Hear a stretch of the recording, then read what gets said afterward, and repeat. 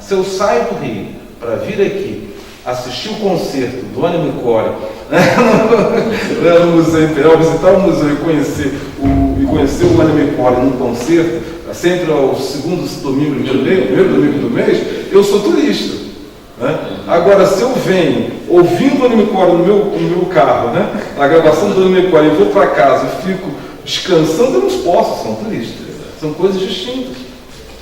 São coisas distintas. Então, por isso que eu digo, é interessante observar e entender a lógica desses deslocamentos para captar o sentido da vinda dessas pessoas para poder oferecer a elas um produto que elas estejam esperando. Eu não posso oferecer para um turista atividades que são próprias do turismo. Ele não vai gostar disso, ele não vai absorver isso. Da mesma forma que eu não posso oferecer para o turista atividades que é própria do turista. Ele pode até gostar, mas não é o que ele quer inicialmente. Ou seja, o negócio, o trade turístico, ele precisa entender esse sentido, entender essa lógica do deslocamento para fomentar um serviço apropriado à pessoa que vem em Petrópolis.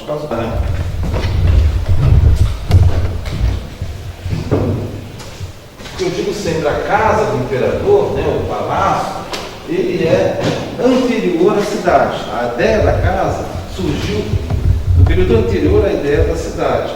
E esse palácio surgiu justamente a partir do contexto da arquitetura, do contexto da lógica desse deslocamento. E ele está à exposição do Museu Imperial, está, de certa forma, associada a uma tensão, digamos assim, dessa lógica. Para começar, nós temos aqui essa sala de música. A sala de música tem uma peça que eu gosto muito, que é a Spinetta, Matias Costa. Essa peça é uma peça única. Eu queria convidá-los a fazer uma visita depois lá no museu. Acho que posso cobrar você organiza isso? Pode. Então dá. Você conhece as pessoas, é só marcar e a gente continua lá no museu. Temos então a Spinetta, temos um instrumento mais antigo que é o saltério, vou mostrar lá no museu inclusive, mas o que eu queria mostrar de fato é aqui, a sala de música e a sala do trono. Nessas duas imagens nós observamos duas lógicas totalmente distintas. Uma está associada à abreviatura do imperador, que é a sala de música, e a sala do trono, que é uma lógica totalmente distinta e tenta estabelecer um contexto que nada tem a ver com o da casa. Por quê? Essa casa é uma casa de verão. Nunca existe trono aqui, não deveria existir de forma alguma, porque é um local onde ele descansava, um local onde ele vilegiaturava. Nada a ver com o dia a dia, o trabalho no formal, de ser imperador. Mas o que nós vamos acompanhar é que essa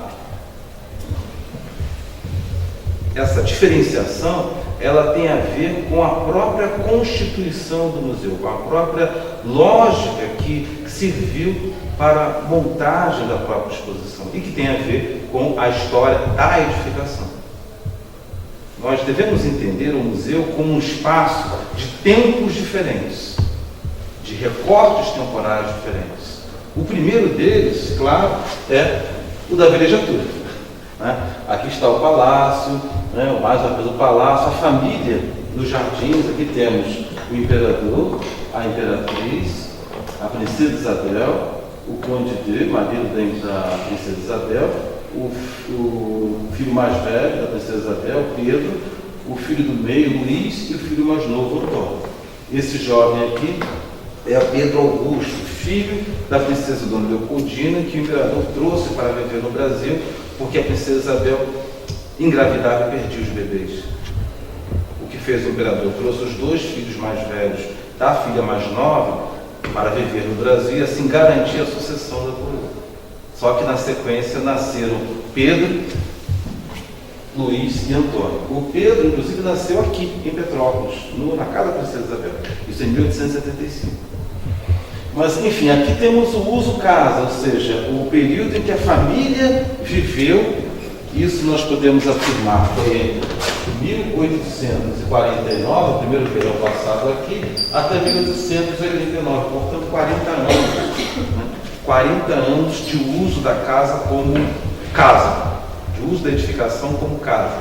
Dom Pedro II vinha para cá todos os anos, à exceção dos períodos em que ele esteve no exterior e no período da Guerra do Paraguai, que pouco veio a Petrópolis, mas ele passava aqui de 4 a 6 meses todos os anos.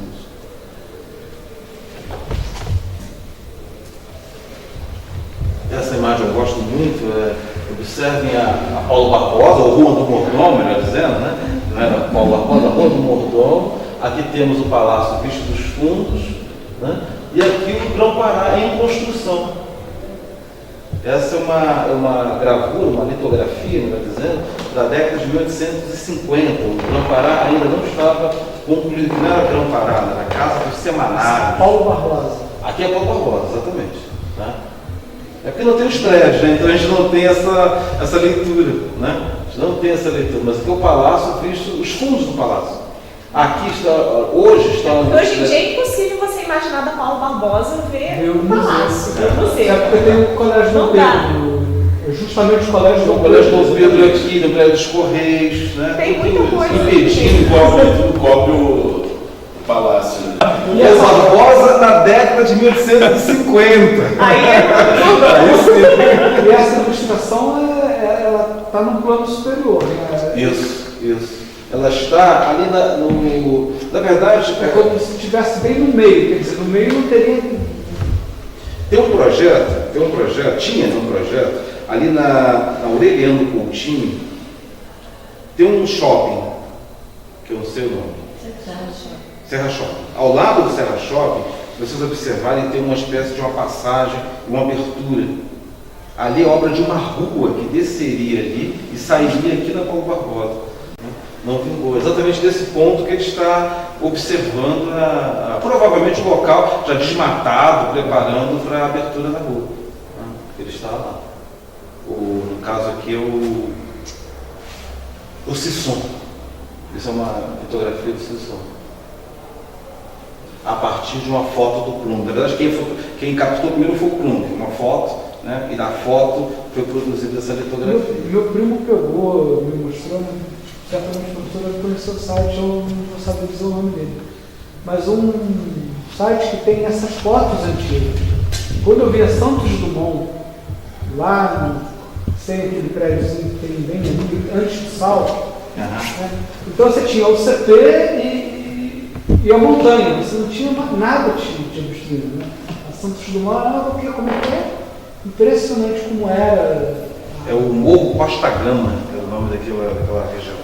Mas uma série de fotos interessantíssimas que a gente assim. Ficamos olhando assim, eu e meu primo, caramba.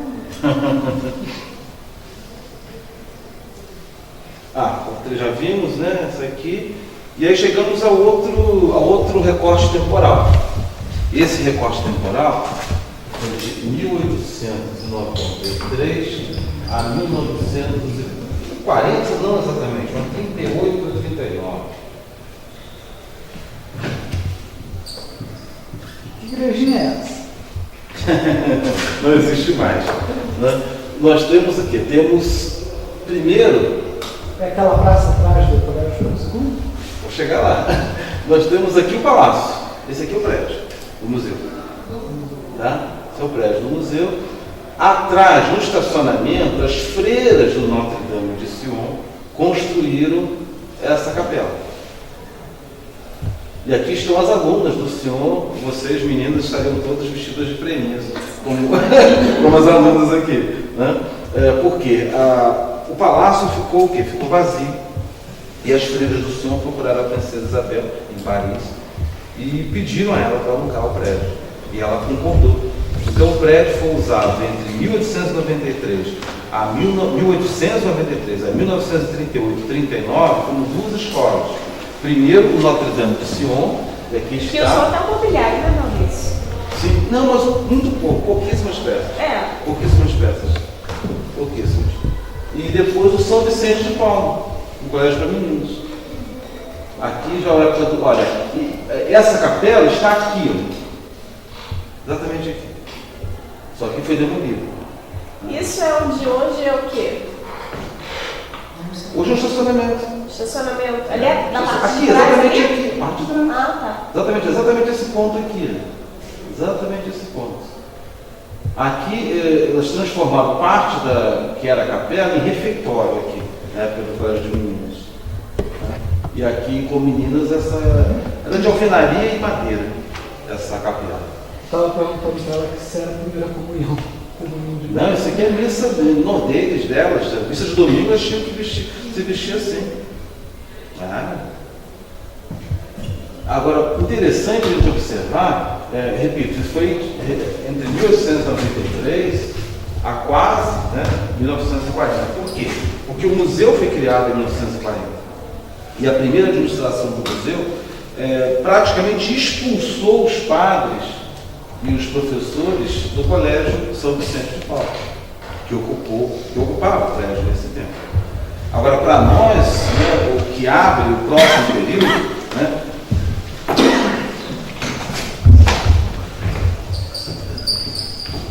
casa, colégio,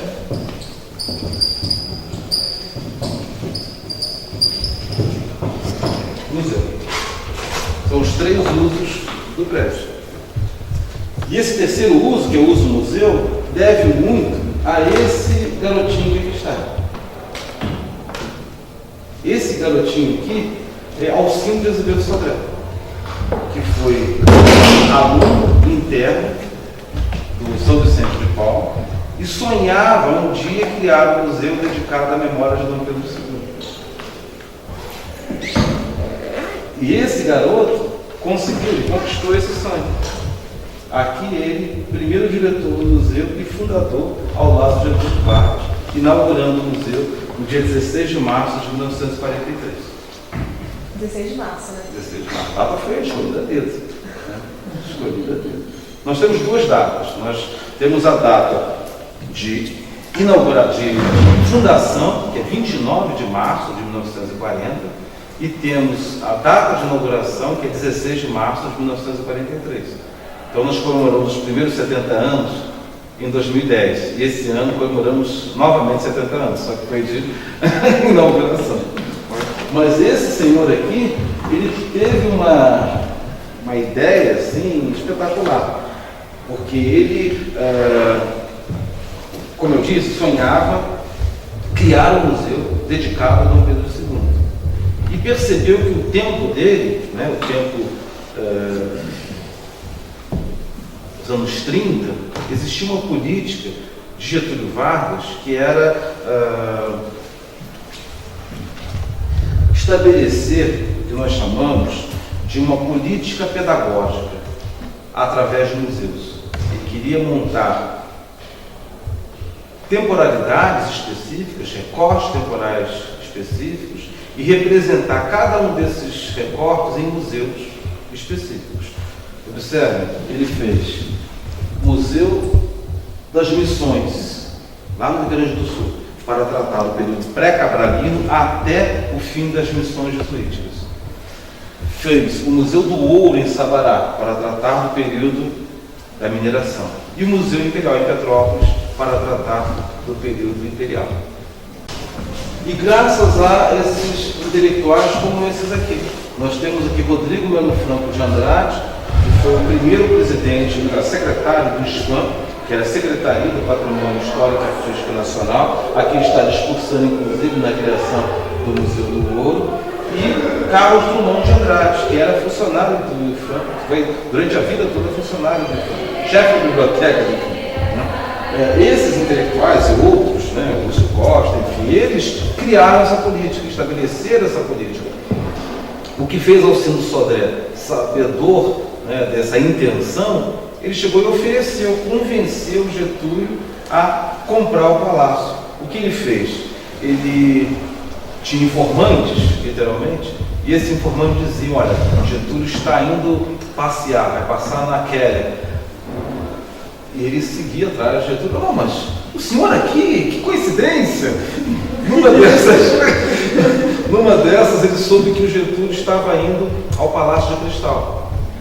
E no Palácio de Cristal, em 1938, foi criado um Museu Histórico de Petrópolis. Lá funcionou o Corpo de Bombeiros, rink de patinação, o Diabo 4. Nessa época era esse museu, o Museu Histórico de Petrópolis, organizado pelo Instituto Histórico de Petrópolis, outras lideranças de intelectuais da cidade, enfim. Ele soube que Getúlio estava indo lá, informaram, ele foi até lá. Mas que coincidência de novo, o senhor aqui. Aí ele disse, olha, eu tenho uma proposta. O senhor poderia sim criar um museu dedicado à memória de Dom Pedro II. Já tem até a casa do próprio Dom Pedro II. Que tal?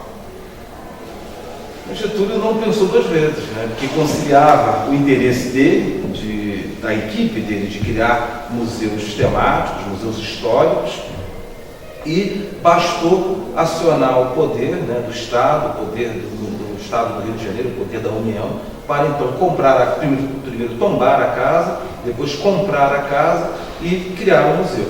Obras, né, foram então desenvolvidas na casa aqui, o prédio sendo preparado aqui, onde hoje está a varanda da ala direita, que não existia na época, mas o patrimônio mandou construir. E o que fez Getúlio Vargas, né? Mas, principalmente Alcindo Sodré, que aqui está. Aqui é o prefeito da época, Getúlio Vargas, Alcindo Sodré. Aqui é Alcindo Sodré e Clarice Lispector. Ele levava intelectuais ao museu, isso no período anterior à abertura do museu.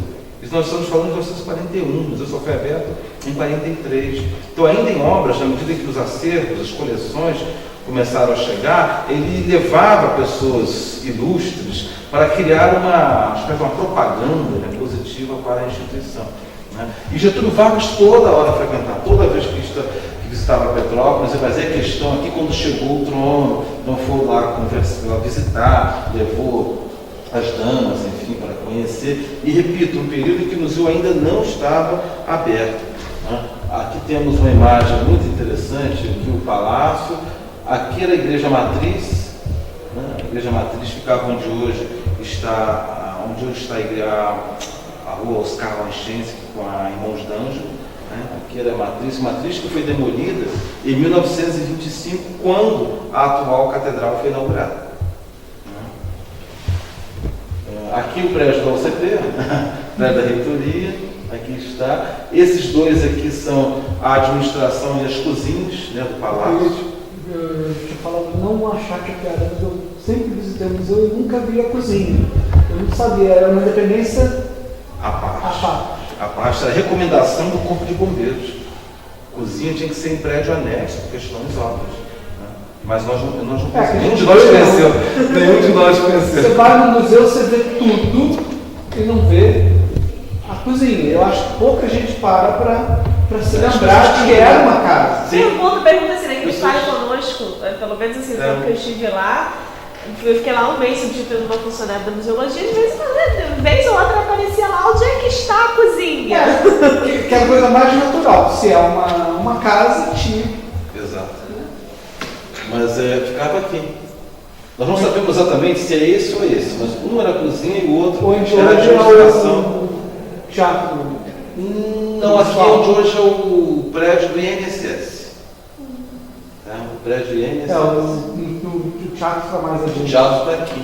O teatro está exatamente aqui. Isso aqui é um jardim, era um jardim privado, né? Um jardim privado. E aqui, depois a cidade cresceu e incorporou. Né? A Praça dos Expedicionários está aqui e o teatro está exatamente aqui. Agora, como imaginar, né? Num dia de chuva, o prato chegava frio. Então vamos lá, eu ia falar isso lá no museu, mas você está interessado? Ultimamente, onde é que está a cozinha? Ali onde era a Igreja Matriz, aquele prédio ao lado ali, é a atual Câmara Municipal. A Câmara está mais para cá. Está mais para cá. Centro de memória. É parte dele, né? Parte dele. É da casa paroquial, né? Que sofreu. É a parte da frente lá da rua. Da rua, exatamente, literalmente em frente. Aqui está aquela ponte, né? Aquela ponte, e o prédio da Câmara está legal, atrás do Barão de Guaraciaba. Aqui eu estou vendo melhor, o rio ali, né? Isso, o rio está passando aqui. Isso. Tá passando aqui. Mas enfim, como é que eles faziam com a comida? Eles colocavam a comida em caixas de madeira, e essas caixas de madeira eram forradas com folha de Flandres. E brasas eram depositadas, né? E as travessas sobre as brasas. Tem um brinco que era o rechô imperial. De fato, era o rechô imperial. Ou seja, as comidas chegavam nessas caixas e do lado da sala de jantar existiam aparadores grandes, então os pratos eram transferidos das travessas de transporte para as travessas de serviço. Uma casa aqui, né? Mas isso todos os palácios da Europa fazem o mesmo procedimento. Porque normalmente as cozinhas ficam... Imagina Versailles. Versailles é uma coisa incomensurável, é muito grande. É muito grande. Não existe a situação de você levar o prato, né, e obrigar o dono da casa a sentar para comer porque você levou o prato. Né? É o contrário, ele senta e pede, mas até chegar até ele tem um percurso longo. Então qualquer palácio da Europa, você tinha esse recurso. Na verdade o Brasil utilizou um recurso que era praticado na Europa, essa coisa da caixa, né, com o rechô, né, literalmente ali, e as travessas sendo transportadas. Mas isso mantinha então o alimento aquecido. Só para finalizar, nós temos nesse uso, né, eu chamava nós temos esse uso museu de história, nós temos peças que nunca estiveram lá, como por exemplo esse quadro. Né? Eu falei do trono, mas esse quadro também, quadro que retrata um momento específico da história do Brasil, que tem uma visão de forma a representar não necessariamente o momento da ocorrência, mas o momento em que ele foi produzido. Esse quadro foi produzido em 1842. Nós estamos falando num período no qual o Império passou por diversas rebeliões e nós acabamos de coroar um garoto de 15 anos incompletos. E esse recurso, que foi chamado antecipação da maioridade do imperador, foi uma lógica capaz de garantir a integridade do território, porque as rebeliões foram mais de 10 significativas, como Praieira, Sabinada, Balaiada, Farrapos, que declararam independente do Brasil, formando repúblicas. A antecipação da maioridade, isso porque, segundo a Constituição do Império, o imperador só poderia ascender ao trono ao completar 18 anos. A antecipação da maioridade foi um recurso para inibir esses movimentos separatistas e garantir a paz, garantir a ordem, garantir a integridade. Nesse quadro, o cara mostra muito bem isso. Esse quadro mostra o imperador Dom Pedro I proclamando a independência, que ocorreu 20 anos antes, né? Mas observa, ele está no cavalo branco, mas aqui uma grande confraternização. Nós temos a união dos brasileiros, temos negros, portugueses, brasileiros, todos numa grande festa, numa grande confraternização popular. E temos os jovens olhando para onde? Olhando para o futuro, olhando para o país que está nascendo. Ou seja, é um momento de paz, é um momento de confraternização.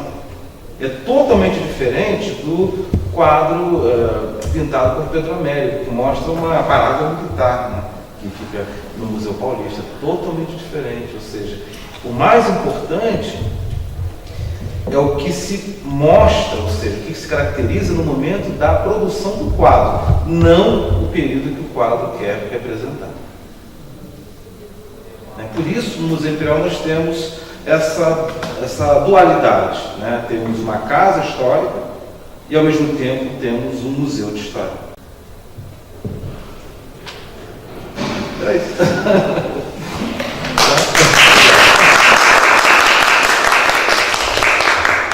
Eu espero que tenham gostado. Foi exclusivo, né? Foi muito! Exclusivo.